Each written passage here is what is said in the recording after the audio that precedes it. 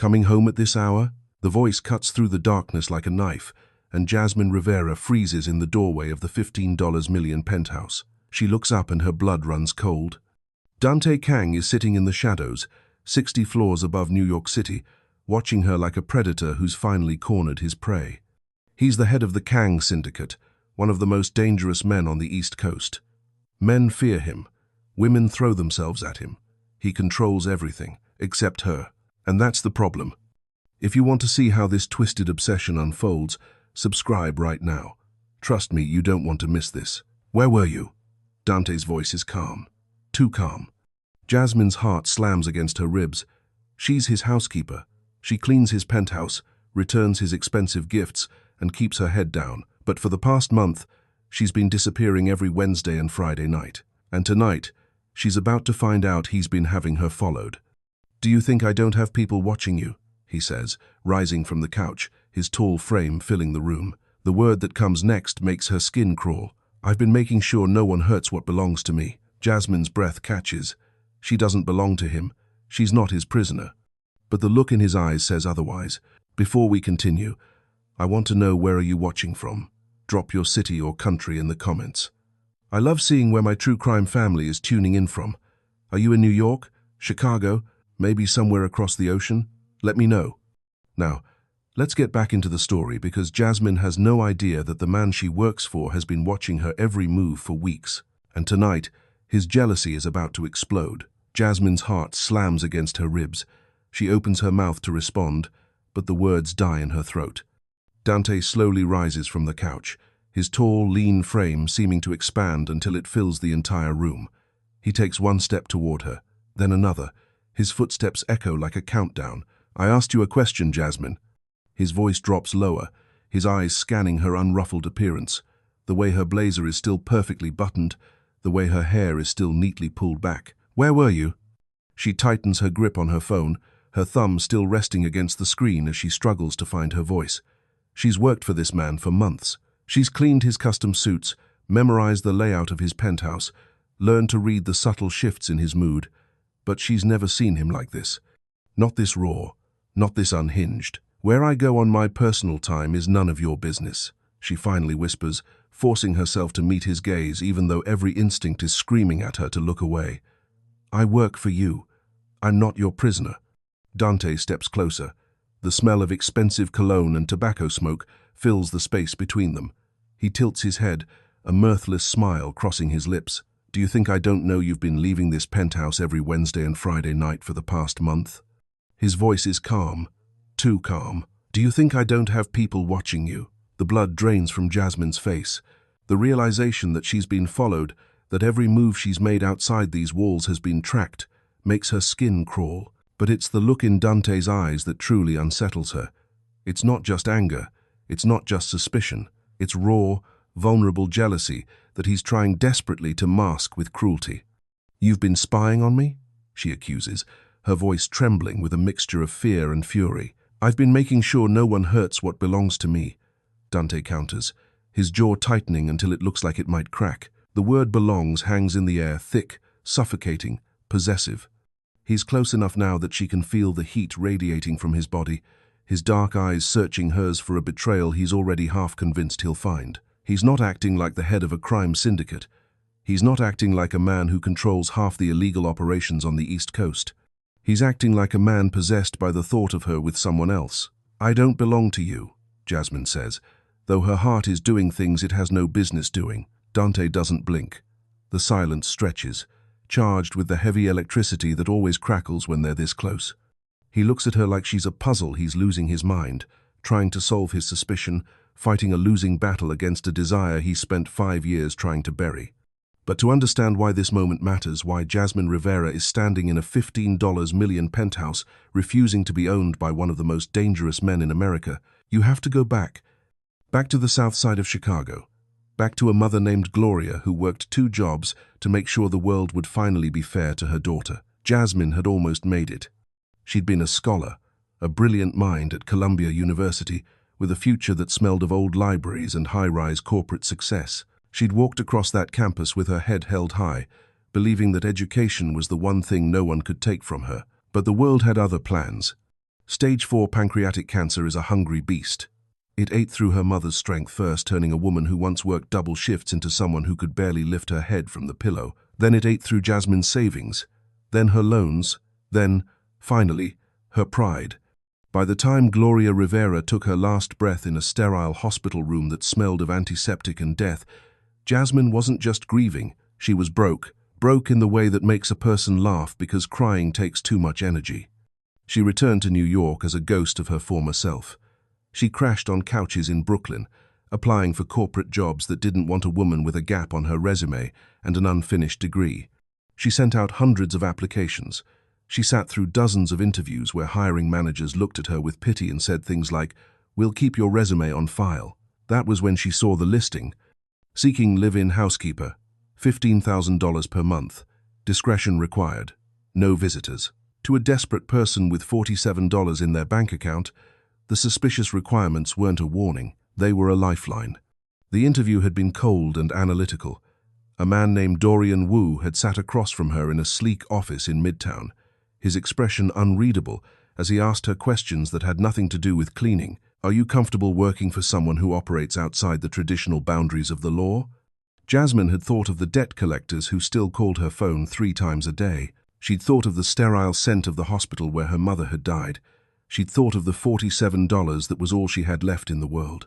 And she'd said yes. On her first day, she hadn't met some sleazy older criminal with a beer gut and a cigar. She'd met Dante Kang, a man whose presence changed the very air in a room, making everyone, including Jasmine, straighten their spines. He'd been standing by the floor-to-ceiling windows, staring out at the city like it belonged to him. And maybe it did. He'd given her only one rule. Do not enter my office. Ever. For any reason. For months, she'd stayed invisible. She cleaned his custom suits and polished his marble floors. She memorized the scars that peeked out from beneath his sleeves, white lines on his arms, a jagged mark on his side that whispered of a knife fight he'd barely survived. She followed every rule, even as the electricity between them began to crackle.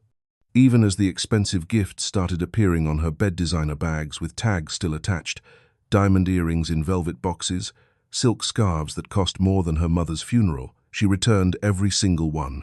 She left them outside his office door without a word, refusing to be his charity case or another debt to be collected. She was a Columbia ghost, clinging to her textbooks and her night classes in Queens as the only things trauma hadn't been able to take from her.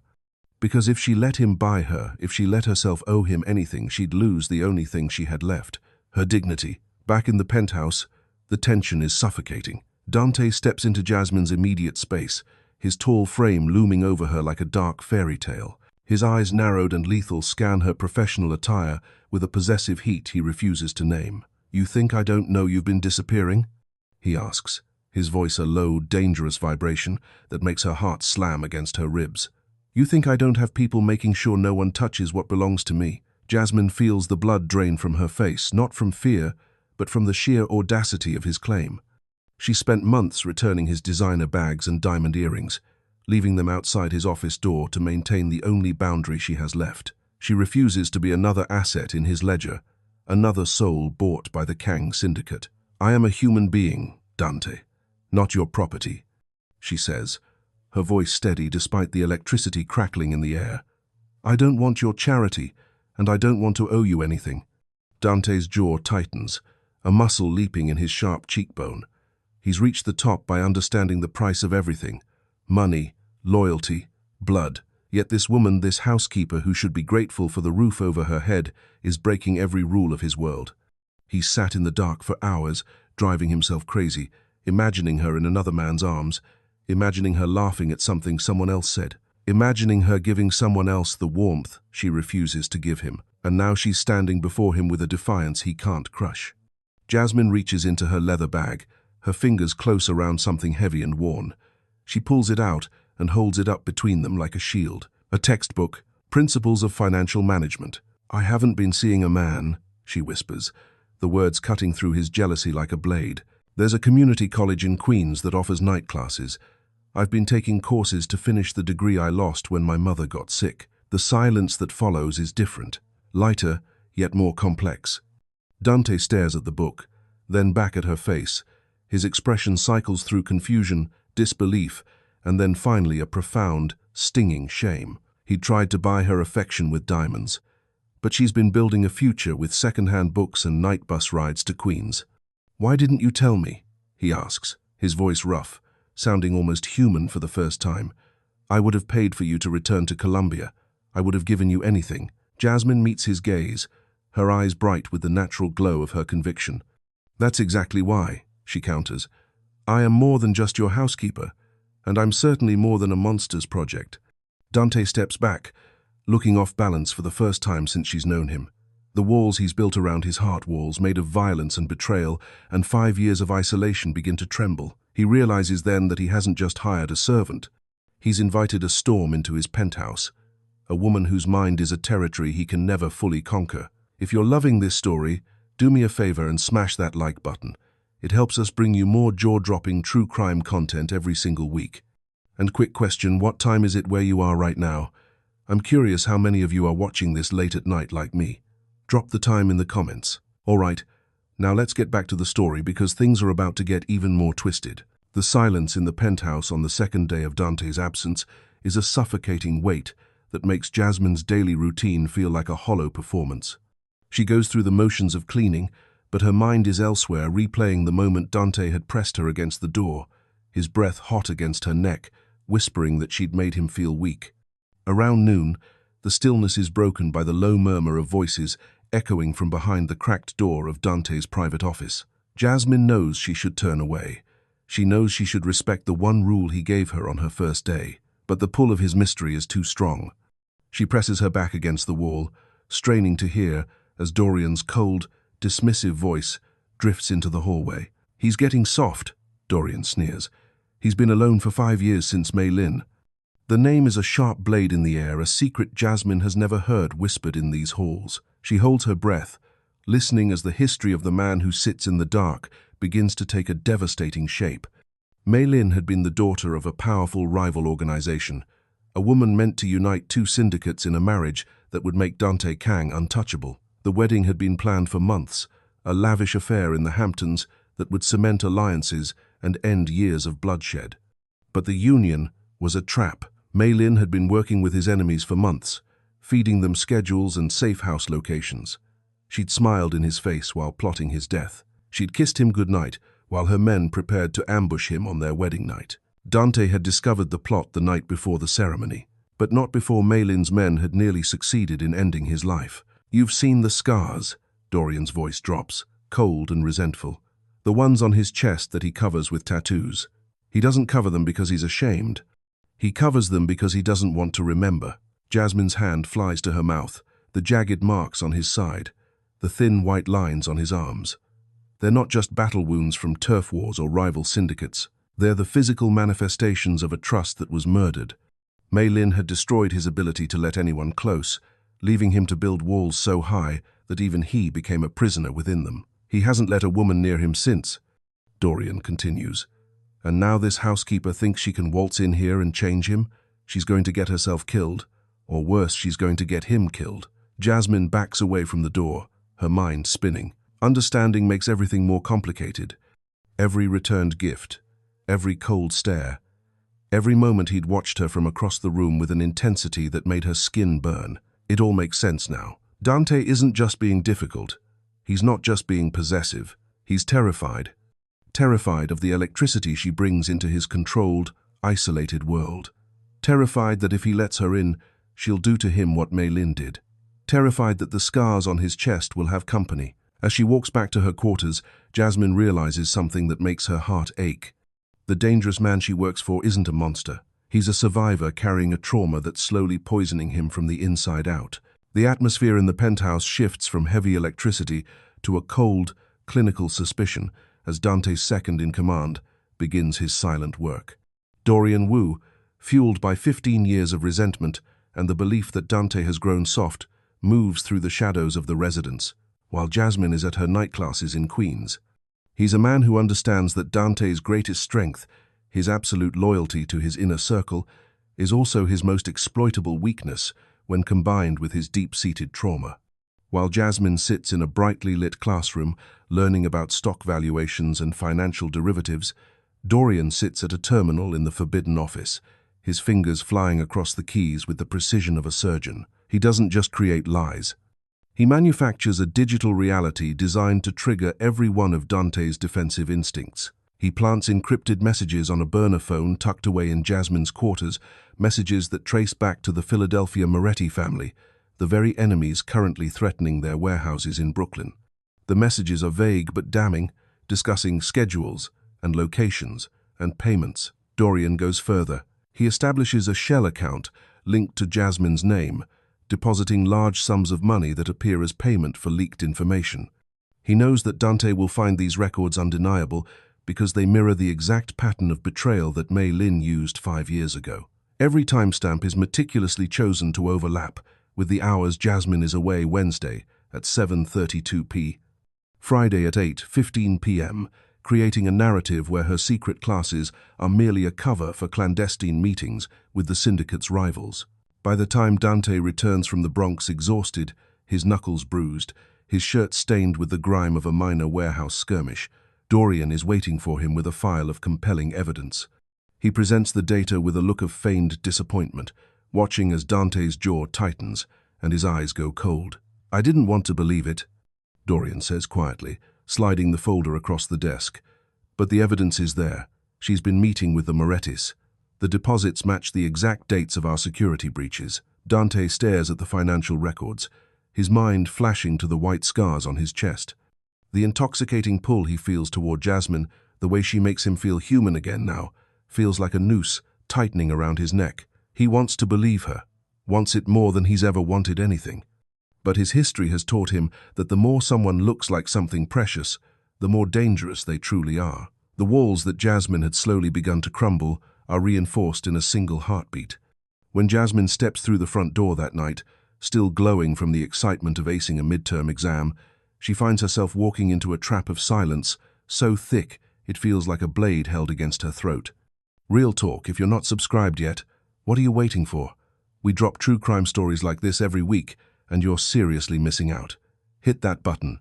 And before we continue, tell me, what's the weather like where you are? Sunny? Raining? Snowing?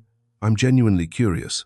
Drop it in the comments. All right, let's get back to it, because Jasmine is about to make a decision that could cost her everything. For 3 days, the silence in the penthouse is no longer electric. It's cold, sharp, it smells of finality. Dante looks at Jasmine with a mixture of longing and suspicion that feels like a physical blow. He doesn't accuse her outright. He doesn't confront her. He just watches her with eyes that have already convicted her, his trauma making it impossible to trust her word over Dorian's fabricated evidence. Jasmine realizes that if she waits for him to find the truth, she might wait forever. He needs proof so overwhelming that even his damaged heart can't deny it. She waits until the penthouse is still, until the city lights are the only witnesses to her betrayal of his trust. Her heart hammers against her ribs as she approaches the one place she was never supposed to go, Dante's private office. Her fingers tremble as she punches in the code she's memorized from a distance, 0427, his mother's birthday. She'd seen him enter it once, months ago, when he thought she wasn't paying attention. The door clicks open with a sound that feels like a gunshot in the quiet hall.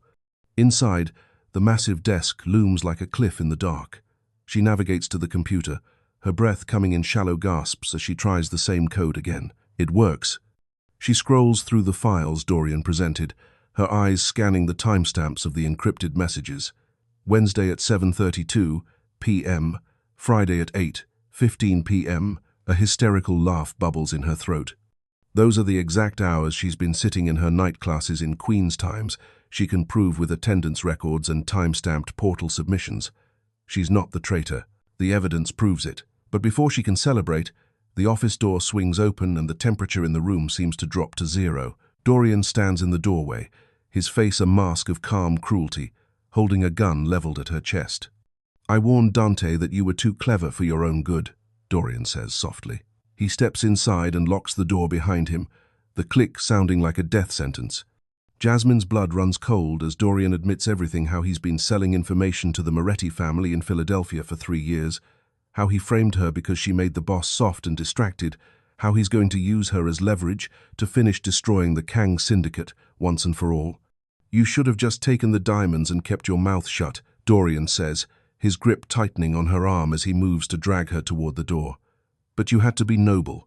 You had to make him feel things again. Jasmine's mind races. She's found the truth, but now she's staring down the barrel of a gun held by the man who spent years poisoning the only home she has left. Jasmine's breath hitches as she watches the office door lock with a click that sounds like a final sentence. Dorian's grip is iron, his fingers bruising her arm as he begins dragging her toward the door, intending to use her as the ultimate leverage for the Philadelphia Morettis. A memory flashes her mother's voice, a lesson in survival from a tiny apartment in Chicago. When a man thinks you're weak, that's when you strike. Jasmine waits for the precise moment Dorian adjusts his hold.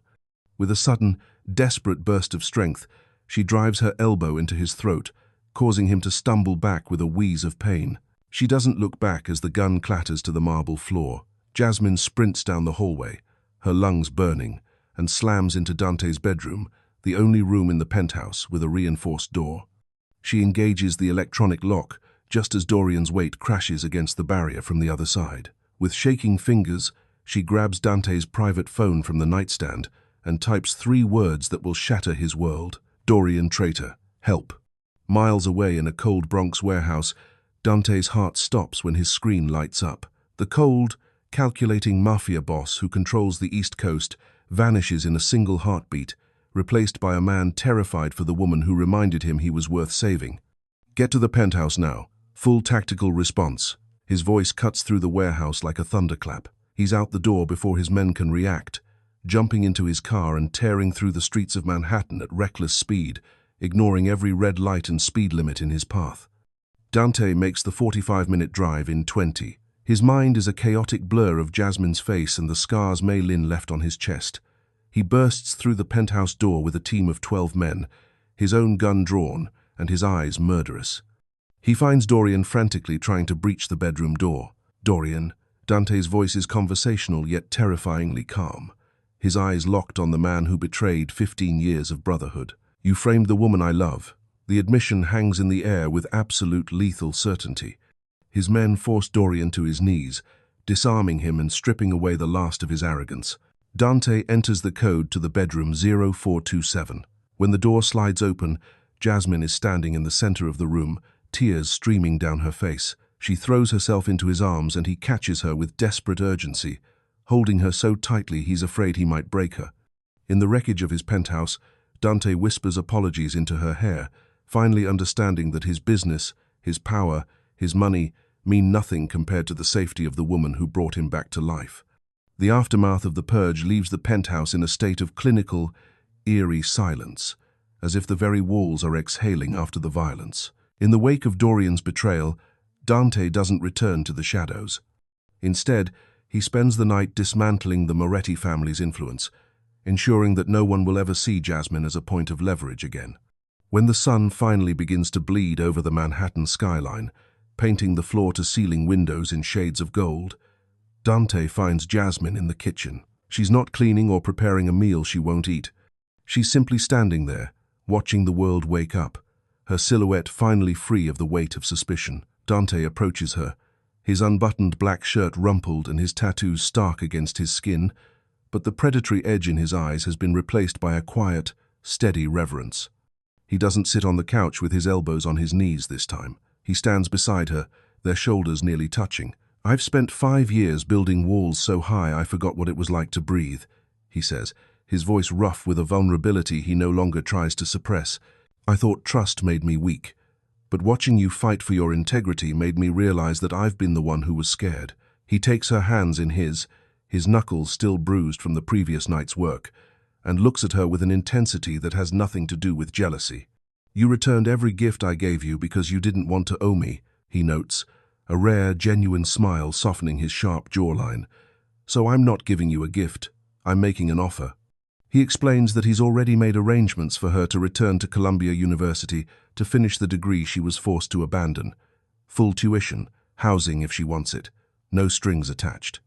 Jasmine opens her mouth to argue, her stubborn pride flaring for a moment, but Dante shakes his head. This isn't charity, Jasmine, he whispers, his thumb tracing the back of her hand. This is an investment in our future. I want to see you graduate. I want to see you become exactly who you were meant to be before the world tried to break you.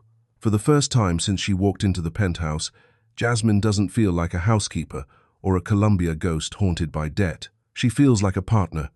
The status irony that defined their relationship, the boss and the maid, dissolves in the morning light. As she looks into his dark eyes, she sees a man who has finally stopped waiting in the dark and has decided to step into the sun with her. 6 months later, the Brooklyn rooftop is bathed in the amber and violet glow of a setting sun that paints the Manhattan skyline like a masterpiece of glass and fire. The air smells of expensive lilies and the salt spray from the East River, a world away from the sterile hospital rooms and the suffocating shadows of the penthouse where this journey began.